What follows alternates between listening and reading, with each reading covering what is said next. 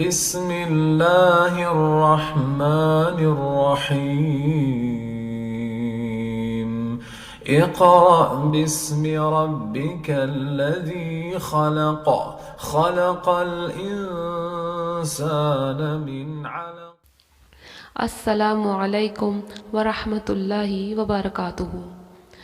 گناہوں کی ایک بڑی سزا یہ بھی ہے کہ بندے اور اس کے پروردگار عالم کا رشتہ گناہوں کی وجہ سے ٹوٹ جاتا ہے،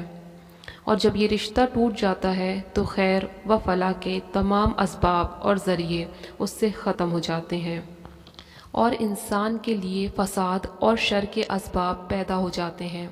یہ بالکل صاف ہے کہ جس کے لیے خیر اور فلاح کے دروازے بند ہو جائیں اور اصلاح اور نجات کے اسباب اور ذریعے ختم ہو جائیں، اور اپنے مالک اور پروردگار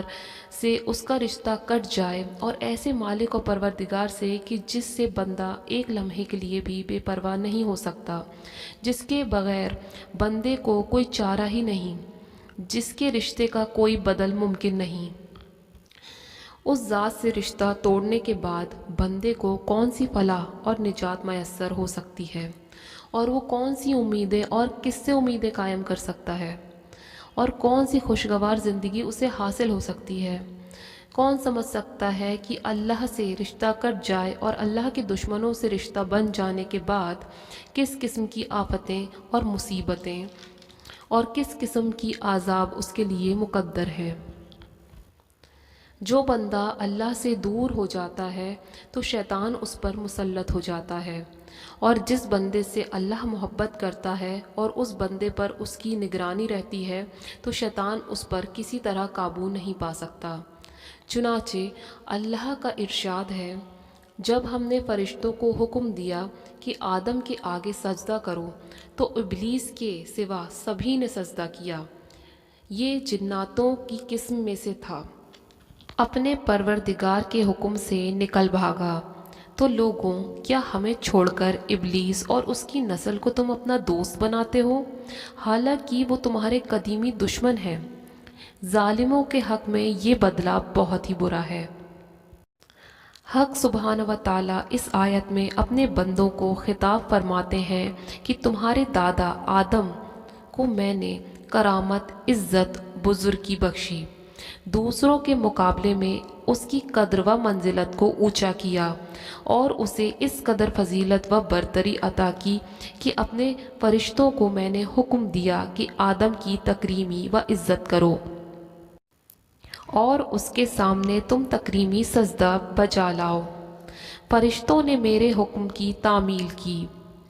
لیکن میرے اور آدم کے دشمن شیطان نے میرا حکم نہیں مانا،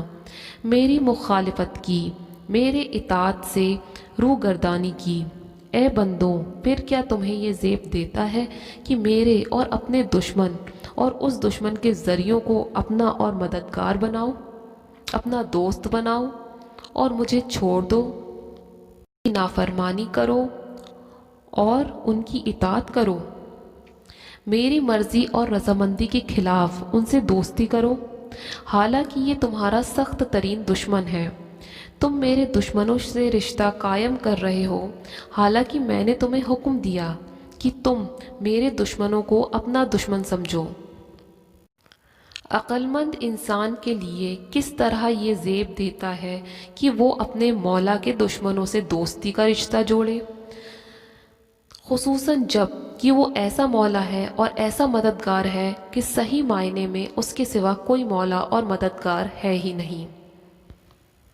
یہ بات جان لیں کہ شیطان کی نافرمانی ہی اس کا کفر تھا۔ السلام علیکم ورحمۃ اللہ وبرکاتہ۔